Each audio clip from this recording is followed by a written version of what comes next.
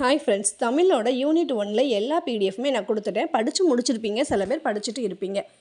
படித்தா மட்டும் போதுமா, அதை நம்ம தெரிஞ்சுக்கிட்டோமாங்கிறத தெரிஞ்சுக்கணும் இல்லையா? அதுக்கான டெஸ்ட்டு தான் இப்போ இந்த சீரீஸில் நம்ம பார்க்க போகிறோம். 20 கொஷினாக மொத்தம் 100 கொஷின் பார்க்க போகிறோம்.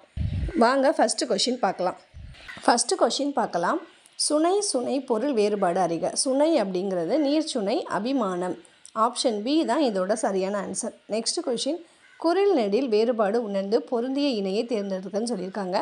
பரி பாரின்னு கொடுத்துருக்காங்க இல்லையா? இதோட சரியான ஆன்சர் ஆப்ஷன் பி தான். அடுத்த கொஷின். இதில் எது சரின்னு கேட்டிருக்காங்க. இது எது சரி அப்படின்னா ஒன்று மட்டும்தான் சரி, இரண்டாவது தவறு. அடுத்த கொஷின். தேமாங்கனி என்ற சொல்லின் இலக்கண குறிப்பு கேட்டிருக்காங்க. இது ஓமை தொகை.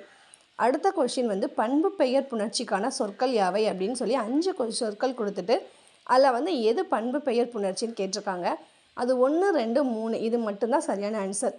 நெக்ஸ்ட் கொஷின் பார்த்தாங்கன்னா பொலி பொலி பொலின்னு சொல்லிட்டு இதோட வேறுபாடு கேட்டிருக்காங்க. இதோட ஆன்சர் ஆப்ஷன் சி. கீழ்கண்டவற்றில் பிழையற்ற தொடரை கண்டறியன்னு கேட்டிருக்காங்க இல்லையா? இதோட ஆப்ஷன் பி தான் சரியான ஆன்சர்.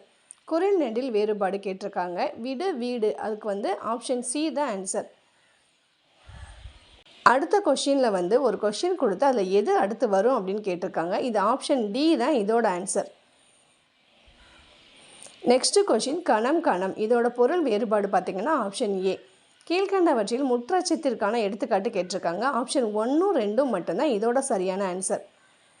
அடுத்த கொஷின் பார்த்திங்கன்னா தாள் தாள் பொருள் வேறுபாடு கேட்டிருக்காங்க. இதுக்கு ஆப்ஷன் ஏ தான் சரியான ஆன்சர்.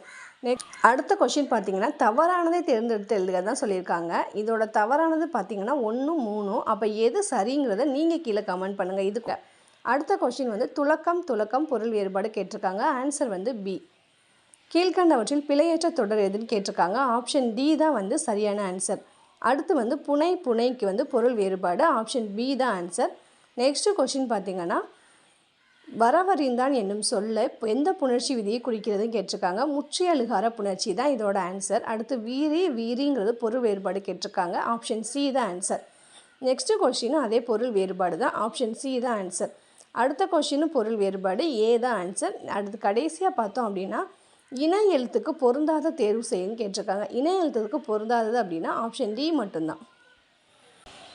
இதில் ஆப்ஷன் தவிர மற்ற ஆன்சர்ஸ்லாம் இருக்கும் இல்லையா? அதுக்குண்டான கேள்வியும் ஆன்சரும் நீங்கள் கமெண்ட் பண்ணிடுங்க ஃப்ரெண்ட்ஸ். இந்த சீரீஸ் உங்களுக்கு பிடிச்சிருந்தா சப்ஸ்கிரைப் பண்ணிவிட்டு நம்ம வீடியோக்கு ஒரு லைக் கொடுத்துருங்க.